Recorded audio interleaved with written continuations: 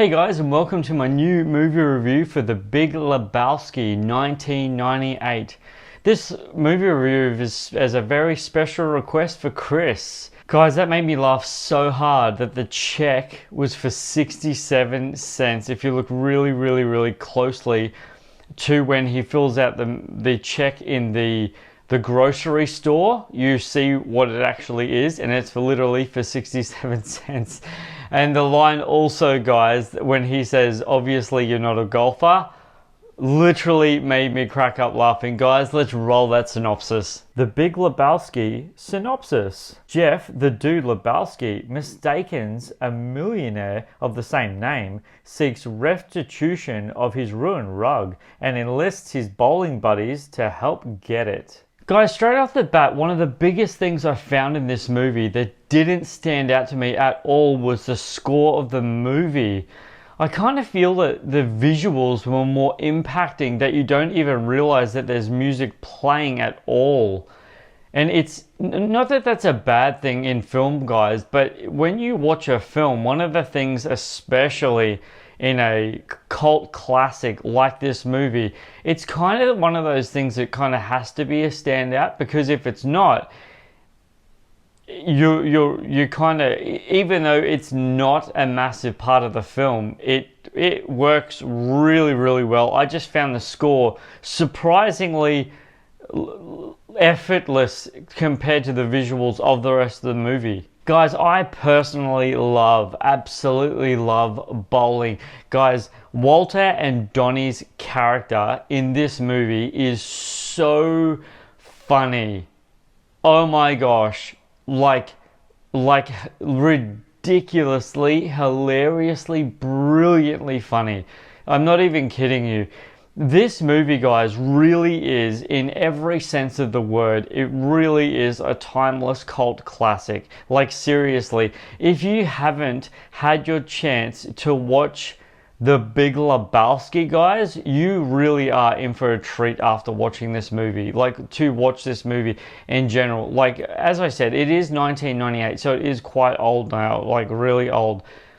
But it is such a brilliant film for its time. Guys, this movie being a comedy, crime, sports movie, man, it was absolutely incredible to see Philip Seymour Hoffman in this movie, guys. Wow, I just miss him so much, seeing him on screen. Such a brilliant actor with just hilarious chemistry. And for those of you who have been following me for any period of time, you guys know that one of the biggest things that I love about film like this is character chemistry, because in my personal opinion, character chemistry in comedies really drives the movie, despite the fact the comical element with the dialogue to the characters.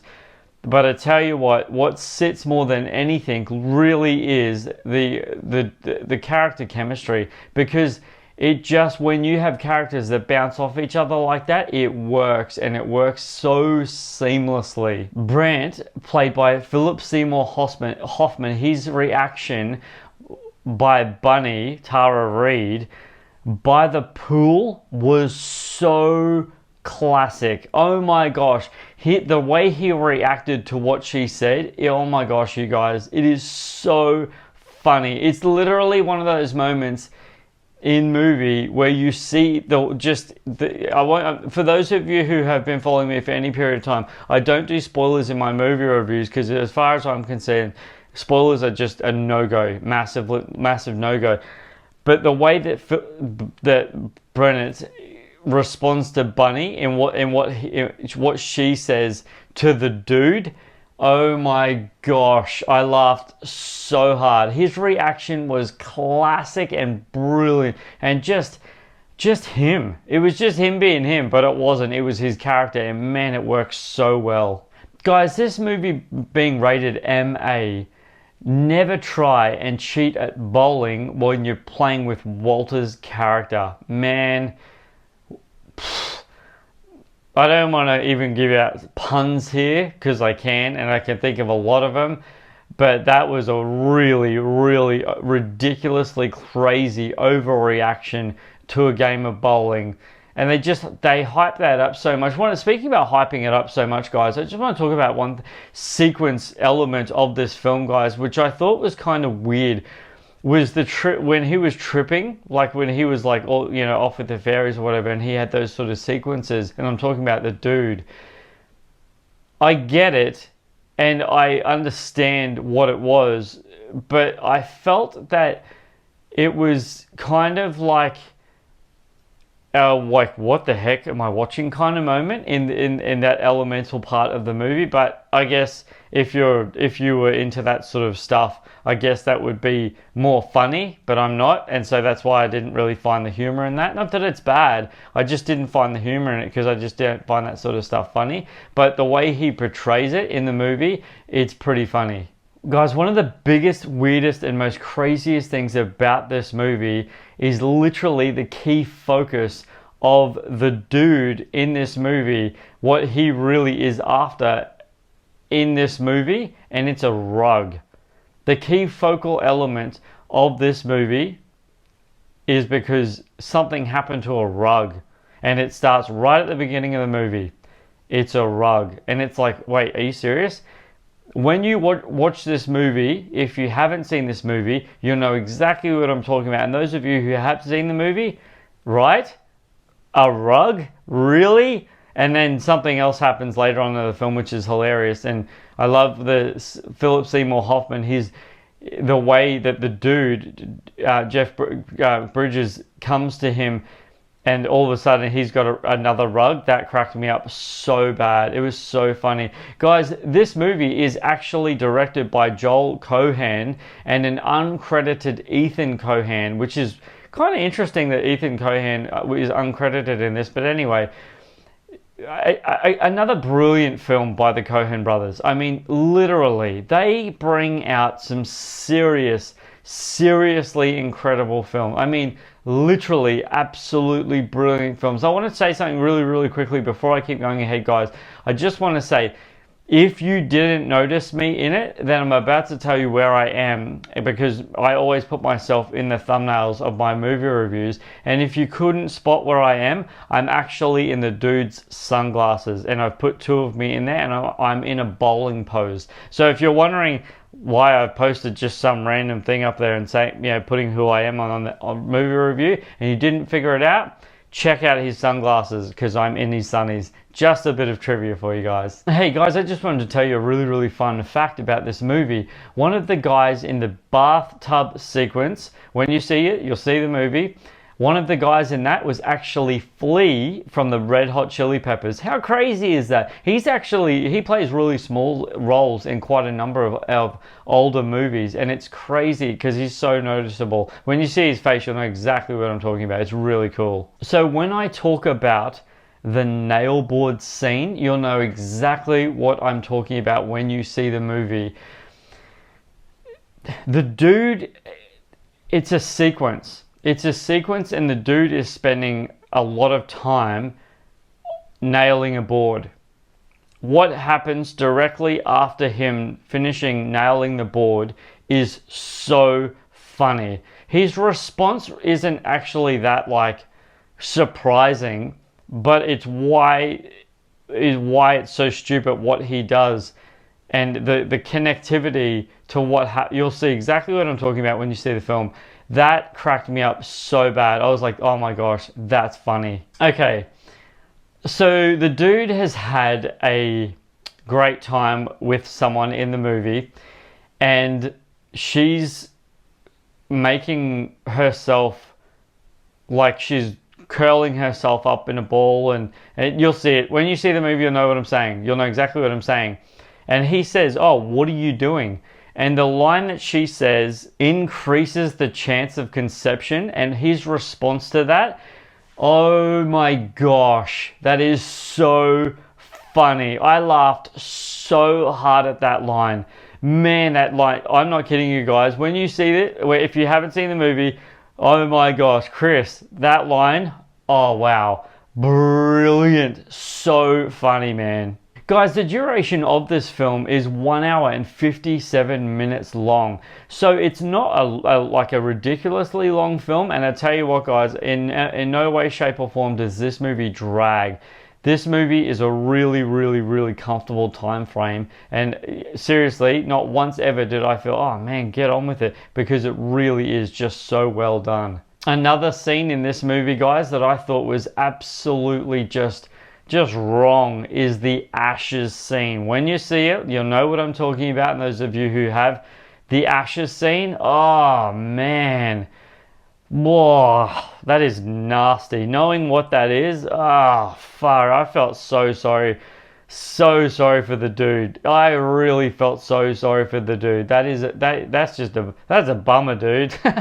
So for this movie cast, we have Jeff Bridges as the dude, John Goodman as Walter, Julianne Moore as Maud, Steve Buscemi as Donnie, Davey Huddleston as the Big Lebowski, Philip Seymour Hoffman as Brant, and of course Tara Reid as Bunny Lebowski. So as you know, guys, anyone who has been following my YouTube channel for any period of time, it is now time in my movie review to give you guys not my favorite part of my movie reviews, but what I like to call icing on a cake.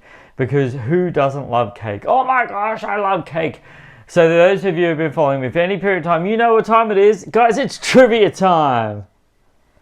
In an interview with Rolling Stone magazine, John Goodman stated that the dude, referring to the Big Lebowski as a human paraquat, was one of the only improvised lines to make it into the final film. Virtually every other line, including every man and dude, was scripted. Next piece of trivia is, guys, before filming a scene, Jeff Bridges would frequently ask the Coen brothers, did the dude burn one on the way over? If they said yes, he would rub his knuckles in his eyes before doing the take to make his eyes appear bloodshot in the scene. Next piece of trivia is, guys, a lot of the dude's clothing in the movie was actually Jeff Bridges' own clothing, including his Jolly sandals, which he still owns and uses to this day. Good on Jeff Bridges. Next piece of trivia is, guys, this movie is actually John Goodman's favorite movie in which he appears. Next piece of trivia is, guys, in an earlier draft of the script, the dude's source of income was revealed. He was an heir to the inventor of the Rubik's Cube, which would have also made him Hungarian in turn. It was Joel Coen's idea to drop this and never say in the script. Next piece of trivia is, guys, the dude says man 147 times in the movie, nearly 1.5 times a minute. That's a lot of dudes. Next piece of trivia is, guys, in a 2013 interview with Terry Gross, Joel Coen told a story about having recently been in a movie theater in San Francisco, California, where they saw a booth displaying the Lebowski posters. Ethan Coen asked a teenage girl there what was going on, and she proceeded to tell him about the theater's nightly screening of the movie. She said that people come dressed in costumes and you should come and you'll like it. It's fun. She had no idea that the two men had made the movie. That's hilarious. Next piece of trivia is, guys, in the clean version, a television broadcasts the famous line of "This is what happens when a stranger," is actually edited to "This is what happens when you out a stranger." It is one of the most creative edits in television history, and nobody even picked it up. Now that's impressive. Next piece of trivia is, guys, when being interviewed for an Inside the Actors Studio 1994, Jeff Bridges met with the Coen brothers after reading the script and asked them, did you guys hang out with me in high school, referring to the dude's easygoing surfer persona. That's pretty cool. I like that. Next piece of trivia is, guys, the dude, Jeff Bridges, tells Maud, Julianne Moore, who was a roadie for Metallica's fictional Speed of Sound tour, and refers to the band members as a bunch of holes.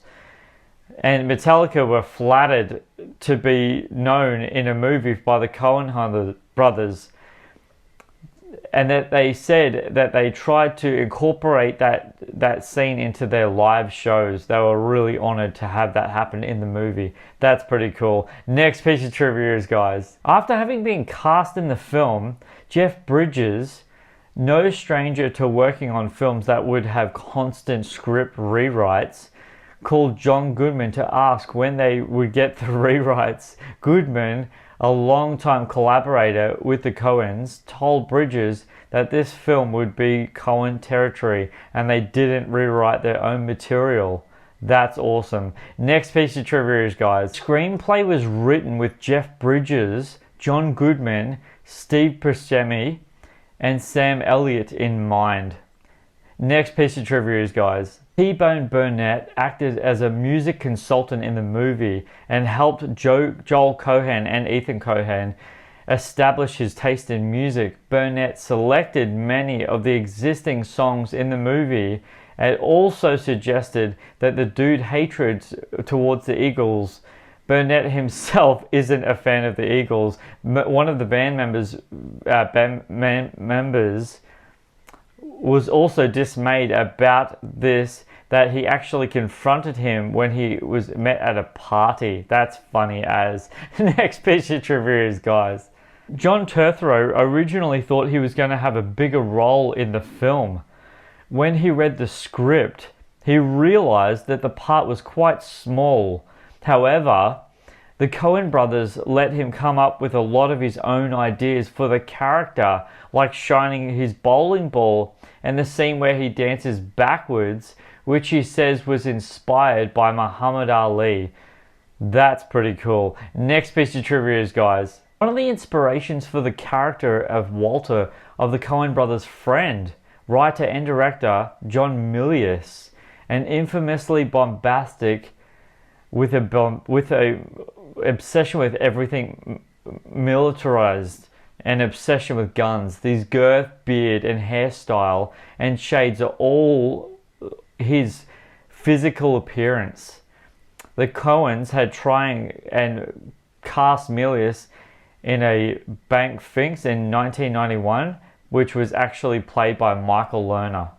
Next piece of trivia is, guys, and this is, guys, is the final piece of trivia, and I will leave you with this one is, and thank you so much for sticking around. I really appreciate your time. According to Julianne Moore, the character of Maud was based on artist Carolee Neiman, who worked naked from a swing, and Yoko I Know. Guys, thank you for being here. I appreciate it. If you haven't already, go ahead and subscribe to my YouTube channel. I really appreciate that. Don't forget to click that bell for notifications if you're on a mobile device, and don't forget to leave a thumbs up. I appreciate your time. Guys, thanks again. Thanks for Chris for requesting this movie review. I really appreciate it. Thanks, man. Thank you so much. And guys, don't forget, guys, who's bringing this movie review for the Big Lebowski. This is Superman Steve, guys. Flying out.